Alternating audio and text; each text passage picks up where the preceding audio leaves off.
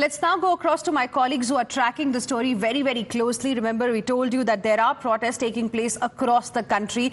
We have my colleagues joining us, Mohit, Sabyasachi, Dharini, Govind, as well as Jayalakshmi with us on this bulletin today. Let me go across to my colleague Dharini first, who is live with us from Chennai. Dharini, tell us how the situation is where you are and what is it that the doctors are saying?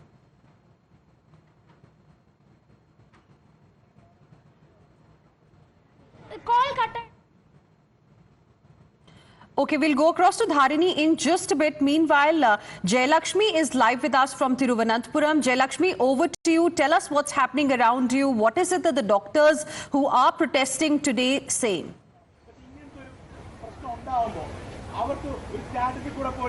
You know, a countrywide protest, and along with the entire country, here is Kerala. I'm standing in front of Thiruvananthapuram Medical College, and the doctors here are enraged. They are angry and they are fighting for the justice of the brutal rape and murder that had happened in Kolkata. And starting today, there has been a 24-hour strike that has been announced, and all the medical services has been suspended as of now for 24 hours.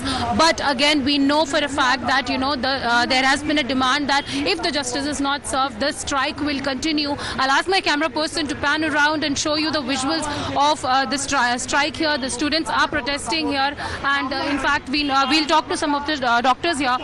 We know that the strike has been going on since a while now. How do you think is the safety, right, as far as Kerala is concerned? Do you think it is as gruesome as we look at it? If we are talking about Kerala, we are far better than most of the states in India, but still we have some lacunae or voids that need to be filled with respect to the safety of the doctors, especially female doctors all over Kerala, not just in Kerala but also in India. But I think personally that the situation is far better in Kerala when compared to the other states. But you know, after Vandana Das, how better or how worse, and how is your demand, you know, being taken in?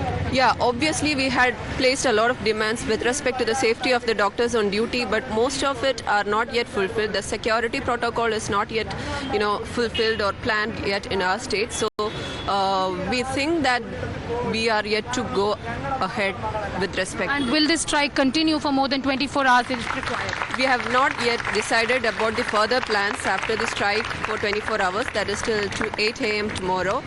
But we'll be having a meeting today evening, and after that we'll decide on the further plans regarding the protest after tomorrow 8 a.m. No, exactly what I was saying. The doctors here are definitely concerned about the fact that there are enough security and safety for the people who are trying to save the life of the common man in the country is not ensured. And until that is not ensured, they say that the country is at stake. The safety of women, especially the medical practitioners in the entire country, is at stake, is what being said as of now. And I'm joining from Thiruvananthapuram Medical College. This protest is to continue for 24 hours. Okay, for 24 hours, the protest is going to continue. That's what the Indian Medical Association has announced, a 24-hour nationwide withdrawal of emergency services from 6 a.m. on Saturday. Jayalakshmi, stay on with us. Let me go across to my colleague Dharini as well, who's joining us live from Chennai. Dharini, over to you. Tell us, what is it that the students are demanding, the doctors who are out on the streets?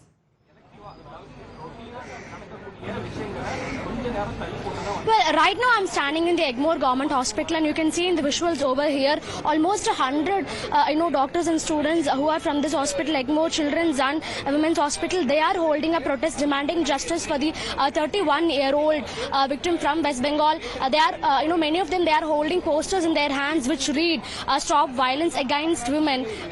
Not a doctor's protest. This is for your daughter, sister and mother. The day white Iran turned red, the 78 years of independence made no sense. These are some of the posters that are being held by the doctors at the Egmore Government Hospital here now. They've been sloganeering for the past 20 minutes, and right now, they are, standing together right in front of the outpatient block. The visuals that we are showing you now, this is in front of the outpatient block of the Egmore Government Hospital, and right in front of the outpatient block, we can see the doctors here standing, holding posters in their hands, which in all forms demand justice for the 31-year-old victim from the West Bengal horror. And they're also telling that the accused in this case should be given the highest possible form of punishment. And even though the case has been transferred to the CBI for further investigation, the investigation that will unfold in the next coming months should be fair and transparent is what they demand. And let's try and understand what their perspective here is. Sir, what is this protest for? What is the objective of this protest?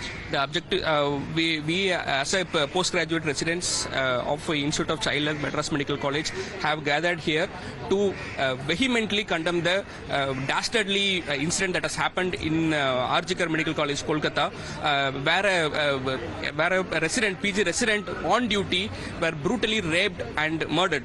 So this needs a vehement condemnation from all of the humanity, and particularly from our doctors community. So this should not have happened, particularly inside the government hospital premises. So this comes into plight the real plight of our residents and duty doctors, where no protection has been produced, and they are subject to abuse despite the continuous Right. duty hours. Right. So, Clearly, should... some very important voices are coming from across the country. People want justice. They're asking for the strictest possible punishment for the accused in this case. Dharani, interrupting you there. There's some breaking